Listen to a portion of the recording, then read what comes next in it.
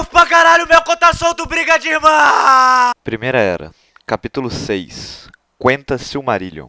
Fëanor, o mais habilidoso entre os Eldar, tinha como o símbolo da sua casa um martelo e uma bigorna embaixo de uma coroa sob 7 estrelas. A coroa representando a sucessão natural à posição de Rei Supremo dos Noldor, já que Fëanor era filho primogênito de Finwë, quem atualmente detinha esse título, e as 7 estrelas representando as lágrimas de Elbereth, que marcam o despertar dos Elfos. Já o martelo e a bigorna representavam os belos trabalhos que os membros da Casa de Fëanor confeccionavam, seja no campo da arquitetura, da manufatura bélica ou na criação de belas obras de arte. Mas com certeza, o maior trabalho de Fëanor foram as 3 Silmarils. Tratam-se de 3 pedras de beleza infinita, perfeitamente redondas e impecavelmente lisas na superfície. Eu digo isso porque, como eu falei antes, mesmo Fëanor sendo o mais habilidoso entre os Eldar, as suas obras não conseguiam chegar aos pés daquelas criadas pelos Valar, principalmente em comparação com as árvores de Elbereth,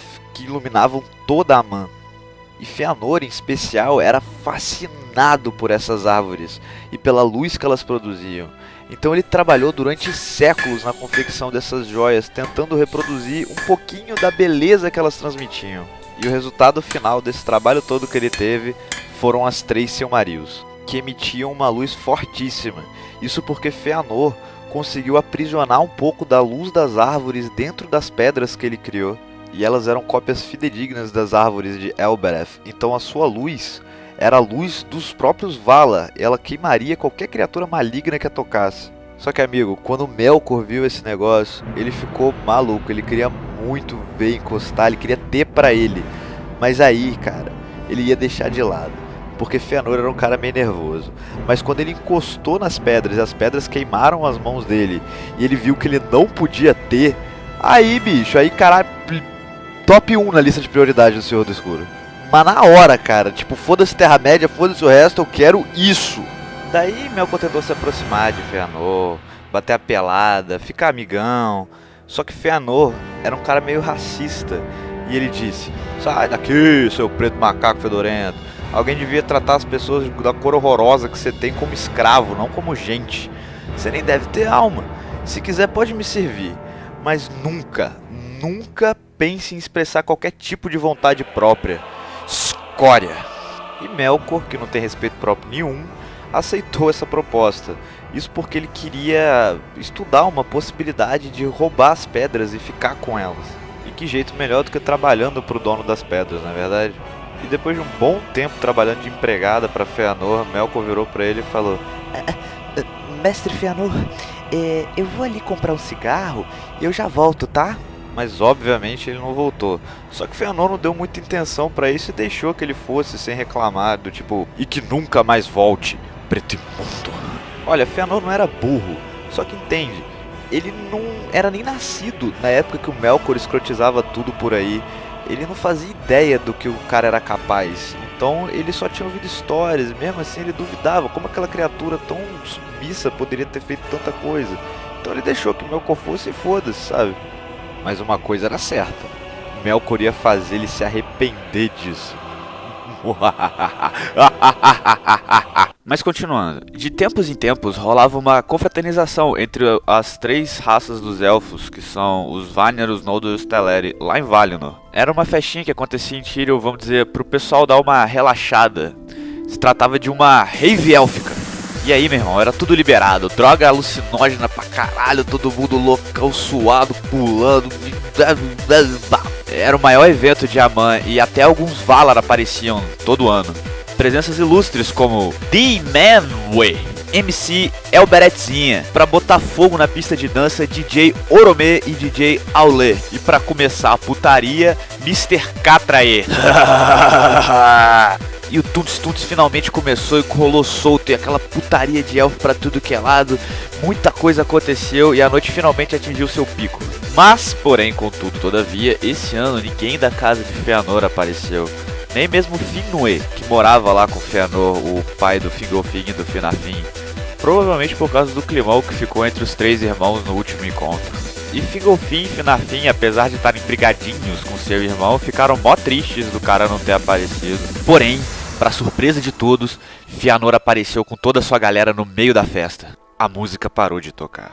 Todo mundo se virou e olhou para o elfo que chegava e uma tensão se formou no lugar.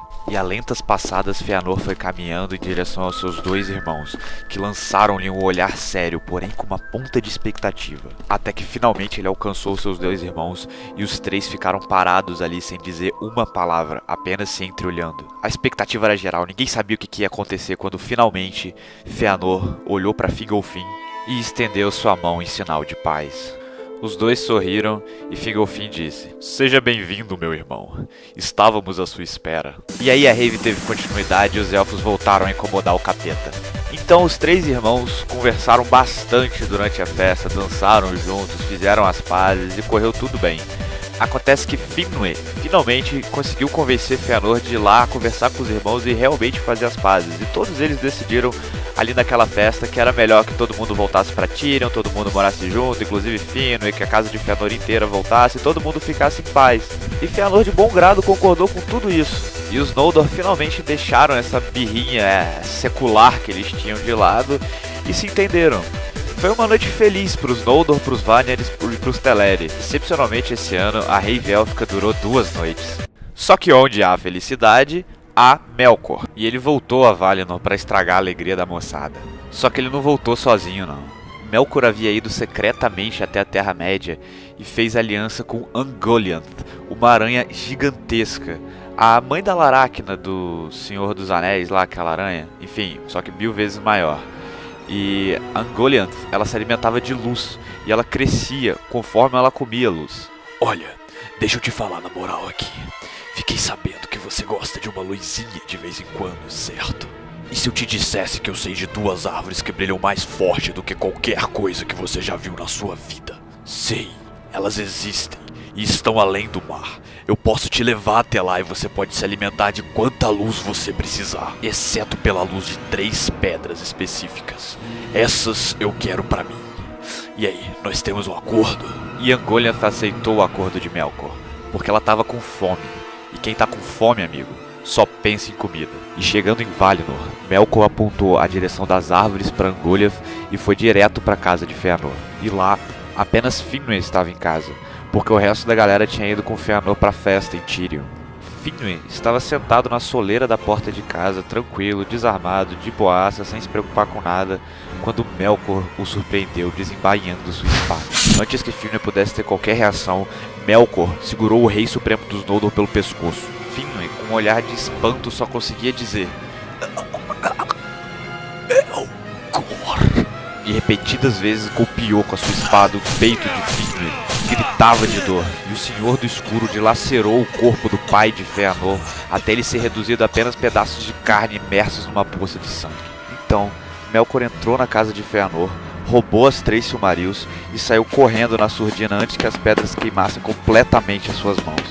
Enquanto isso, Ungoliant se aproximou sorrateiramente das árvores de Valinor, a maior fonte de luz de Arda, e sedenta, ela avançou com as suas presas asquerosas e se deleitou com a luz das árvores. E com isso, uma sombra aracnídea gigantesca começou a crescer e crescer e crescer na rave dos elfos, mas estava todo mundo muito drogado para conseguir fazer alguma coisa. E à medida que ela ia se alimentando, Ungoliant ia crescendo e crescendo e crescendo cada vez mais de tamanho, até o ponto de que quando ela sugou a última gota de luz das árvores, ela estava colossalmente gigantesca. E a essa altura ninguém mais, nenhum elfo tinha coragem de enfrentá-la, e até os Valar ficaram receosos em se aproximar. As árvores murcharam e a sua luz foi extinta de Aman, que agora também era coberta sob o manto da escuridão. E a última lembrança dessa bela luz estava nas Silmarils que Fëanor havia confeccionado, que Melkor tinha roubado.